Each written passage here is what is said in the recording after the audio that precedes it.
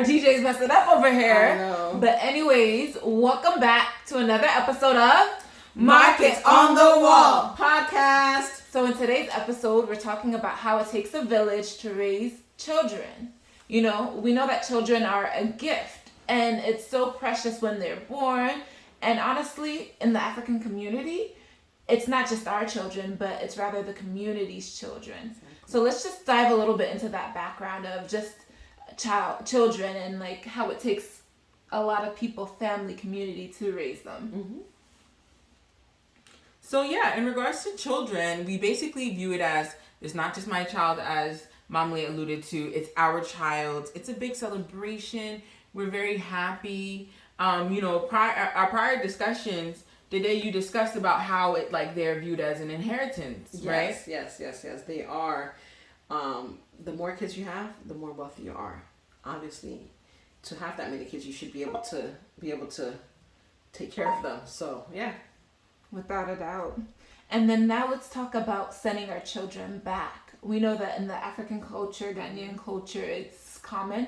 But we also think it's even common in other cultures as well, where children get sent back home. I think I even heard about it with Chinese people as well, that they have that whole thing where they send their children back as well for other relatives to take care of them. So let's look at the advantages versus the disadvantage. So let's first talk about the advantage. Without a doubt, the children get to learn and experience the culture and learn the language. That's such a good thing, to become multilingual. And to know the culture, understand the language, the dialect, the food, and all of that good stuff. They're also able to develop relationships with their family members back home, whether it's aunties, grandmas, uncles, grandpas, everybody, cousins, and so they're exposed to their family as well. Mm-hmm.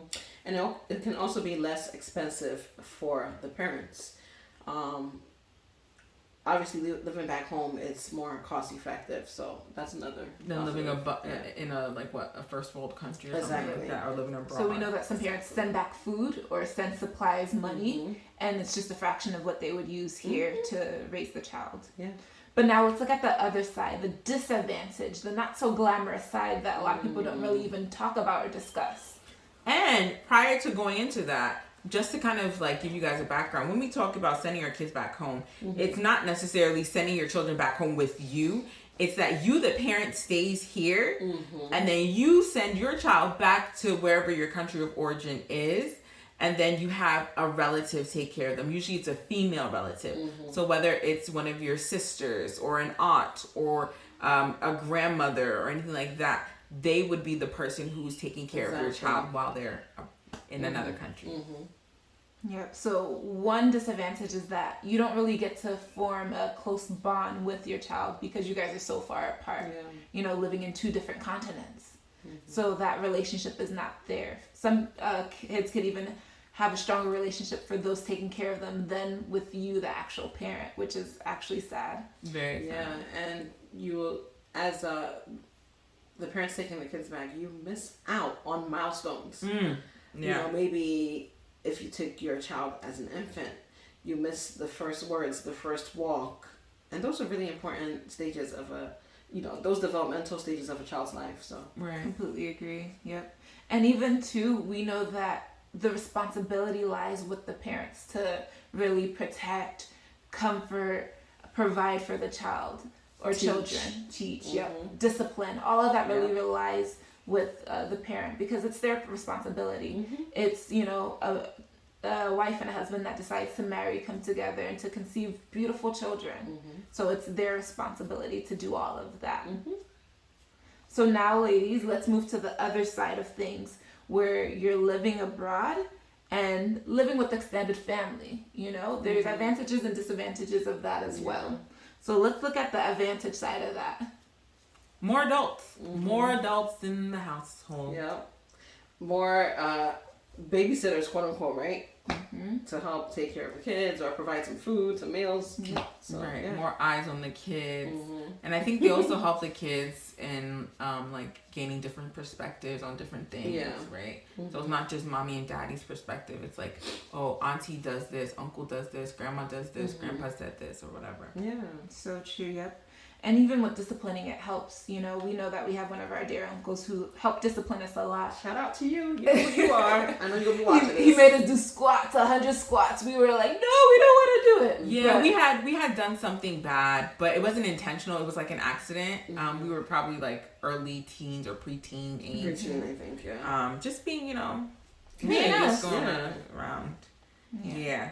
And so they were able to discipline us. I even remember, like, sometimes where they will come and they'll say, hey, your room's messy. Clean It's up time your to room. purge. Right. Do you need these mini handbags? Right. Do you need these mini clothes with you? We hated it. Oh, Hated it. It's like, no, leave us alone. I cherish that. Yeah. And don't we take away some of these things? Yeah. Lessons. I have taken some I of cherish these that so disciplinary much. I actions do. and imparted them on my children. Mm-hmm. If you I do guys, cherish that. if you guys I'll wonder never forget why it. mommy does some of these things, it's my family member who taught me these things. Yeah.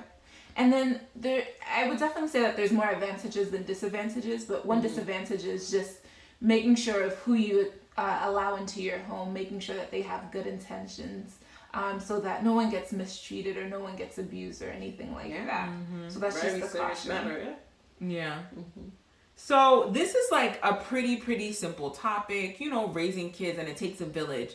Right now in society, we're very like self-oriented, self-centered. Yeah, it's a me first world. Right, like don't talk to my kid, Yep. don't touch my kid, don't this and that. And it's like that's completely fine, but there is such thing as parental burnout. Yeah. There is such a thing. True. And just having other people around you helps to lighten the load. It gives you like other adults to talk to. I'm not just talking to children all the time. So these are really, I think, important times that we're living in. And just understanding that around child raising, even though we are kind of siloed in our communities, we want to be able to open up and broaden out and, have those types of experiences because the children benefit from it. At the end of the day. And wouldn't you ladies agree that it's very important that parents do communicate with each other about that decision, whether to take a child back home or to keep them here? So it's something that you have to weigh the pros and the cons of. Right. Is it really It can important? have detrimental effects, or it could probably be good for you. So Right. Yeah. Okay. So, ladies, let's talk about it personally for ourselves. Do we have a village? Do we have our own personal community when it comes to raising our children? absolutely, 100%. with my 5 children. 100%.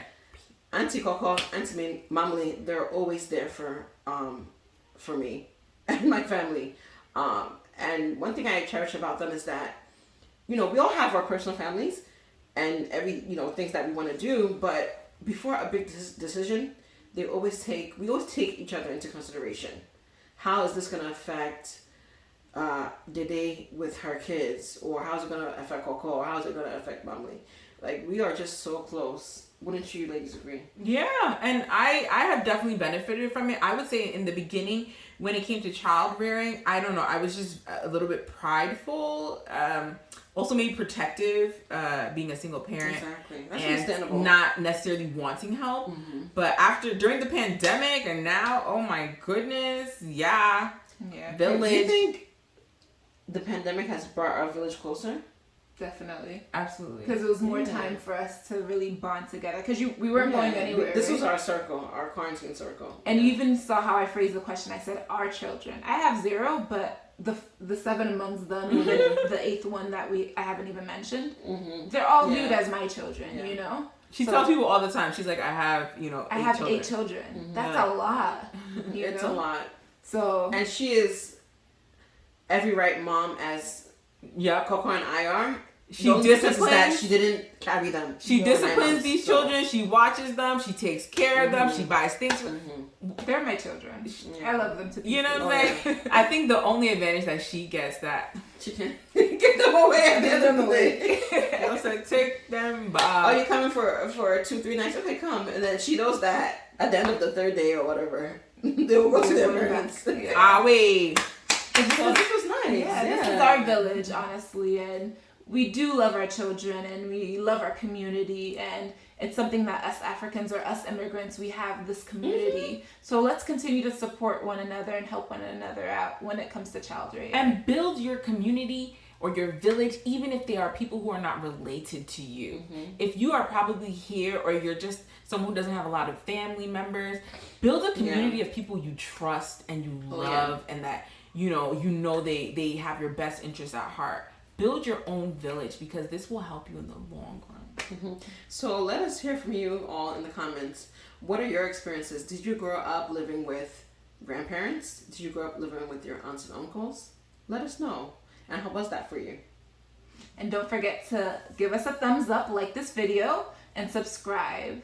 And share! Whoop, whoop. So thank you, and we will catch you later on another video of Mark is on the Wall podcast.